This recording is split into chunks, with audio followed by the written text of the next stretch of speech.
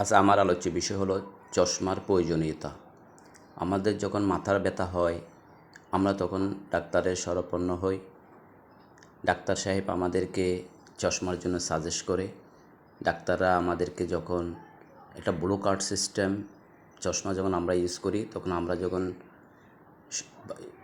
দিবালোকে আমরা বের হই তখন সূর্যের আলোটা সরাসরি আমাদের চোখের মধ্যে পড়ে না, আমরা সুরক্ষিত থাকি। কিন্তু অনেক ইসলামী ভাইয়েরা দেখা যায় মাথা ব্যথা করলে ফার্মেসি থেকে ওষুধ সেবন করে। এটা সম্পূর্ণ কিন্তু অন্যায়, কারণ ওষুধ যিনি বিক্রি করেন উনি ওষুধের ক্রিয়া বোঝে না। একজন বিশেষজ্ঞর পরামর্শ নিয়ে একটাই চশমা ব্যবহার করাটা আরও উত্তম। যারা বড় বড় প্রফেসর, বিশেষজ্ঞ, ইঞ্জিনিয়ার এরা সকলেই দেখবেন চশমা ইউজ করে। ইসলাম মানে সুরক্ষা। আসুন আমরা ইসলামের ছায়াতলে থাকি।